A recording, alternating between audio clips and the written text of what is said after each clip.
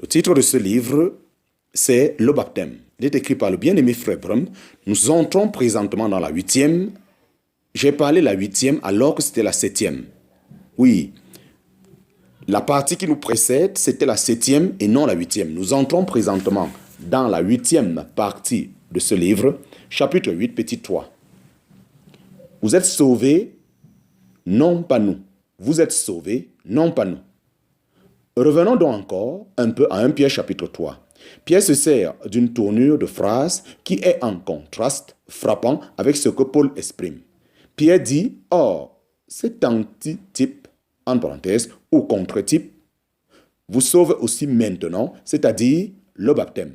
Tandis que Paul, en Romains chapitre 6, dit, nous tous qui avons été baptisés pour le Christ Jésus, et au verset 4, nous avons donc été ensevelis avec lui par le baptême. Paul s'inclut lui-même tout à fait quand il s'agit d'être baptisé.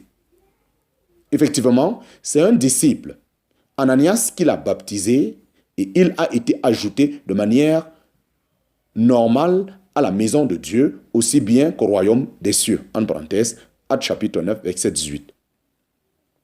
En contraste avec tout cela, Pierre n'est jamais passé par le baptême chrétien et c'est pourquoi il dit « vous » qui aurez bien pu le baptiser. C'est pourquoi il dit « vous » qui aurez bien pu le baptiser.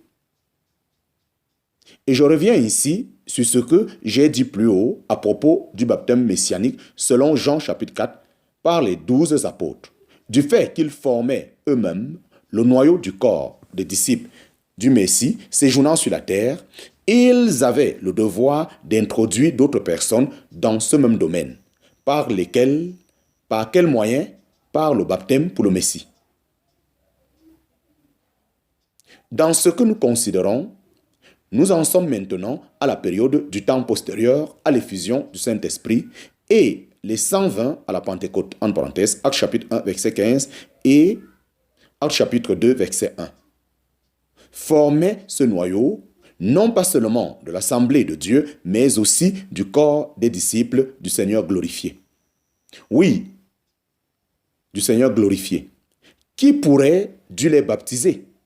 Qui aurait dû les introduire dans ce nouveau domaine? C'est eux qui le formaient. Et de plus, Pierre occupait parmi eux une place à part. C'est à lui que le Seigneur avait confié les clés du royaume des cieux. C'est avec elle qu'il devait ouvrir.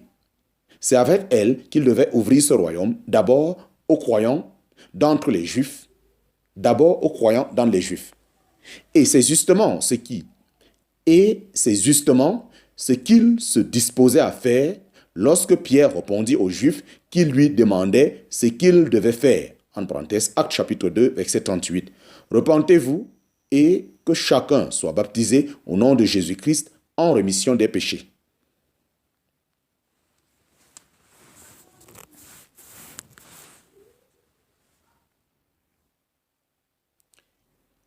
Des clés ne servent pas à gouverner, mais à ouvrir.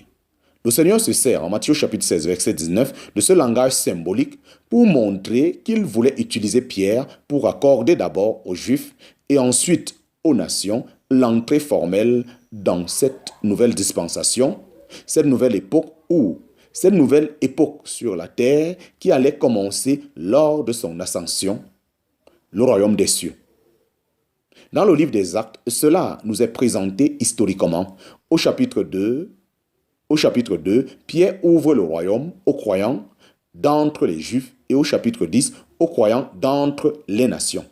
Dans les deux cas, il est en outre expressément mentionné que ces croyants ont été baptisés, en parenthèse, Actes chapitre 2, verset 41, Actes chapitre 10, verset 48.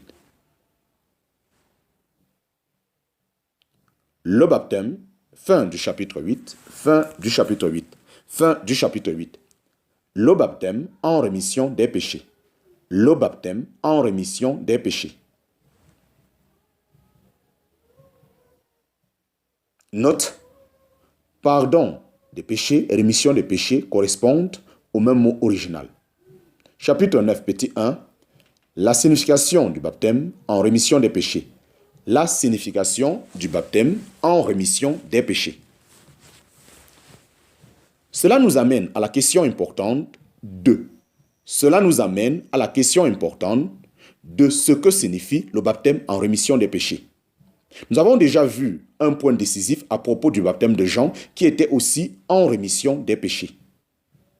Partant de là, remarquons d'abord que la parole de Dieu ne dit pas que chacun de vous soit baptisé et vous recevrez la rémission des péchés. Au contraire, elle dit, soyez baptisés en vue de ce qui est tout à fait différent. Soyez baptisés en vue de. Au contraire, elle dit, soyez baptisés en vue de ce qui est tout à fait différent. Par le baptême, ils devraient se placer consciemment et publiquement du côté de celui qu'ils avaient jusqu'ici rejeté. Ce que leur dit Pierre revient pratiquement à ceci: devenez ses disciples, devenez chrétiens, entrez dans le domaine du christianisme où on trouve et administre la bénédiction du pardon des péchés. Attention, sur la base du sang de Christ, Dieu a établi dans le christianisme un système sur la terre lié à deux dispositions ou prescriptions de caractère visible: le baptême et la scène.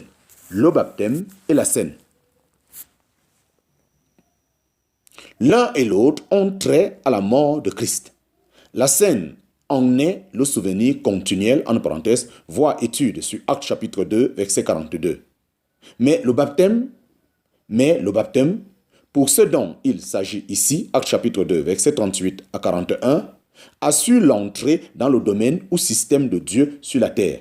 Nous l'avons déjà vu, dans ce système, toutes les bénédictions du christianisme sont connues et administrées dans la puissance du Saint-Esprit, c'est-à-dire qu'elles sont annoncées par ceux qui ont part.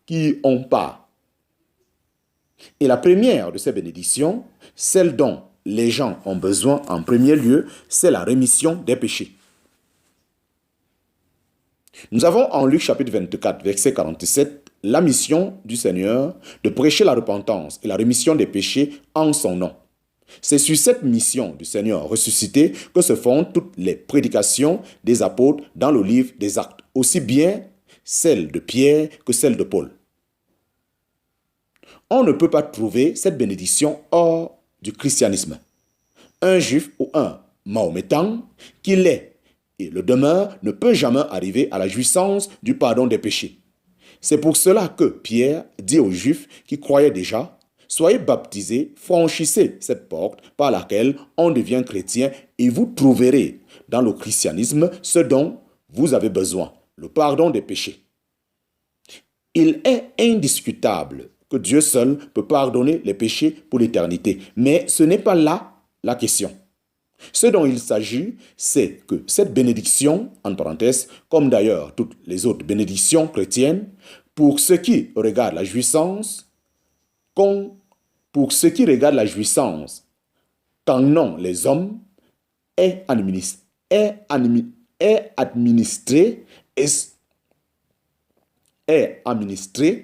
extérieurement sur la terre par des hommes qui sont dedans.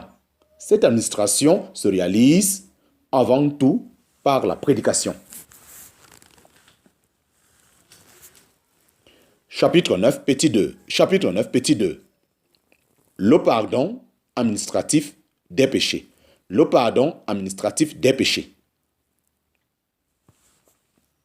Il y a donc un pardon des péchés qu'on peut appeler, à juste titre, le pardon administratif des péchés.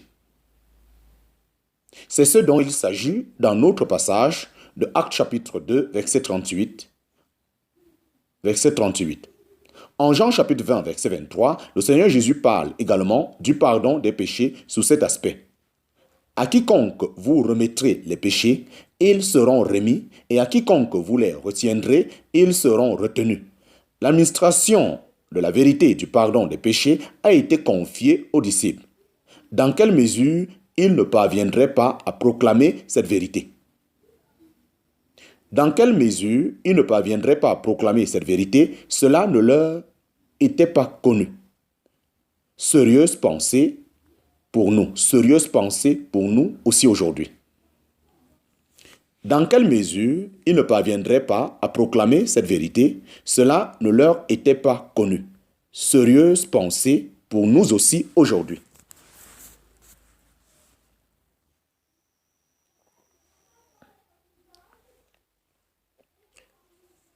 Sur ce mot administratif, ce n'est pas du tout le seul endroit du Nouveau Testament où l'on trouve la pensée que des vérités divines soient administrées sur la terre par des hommes.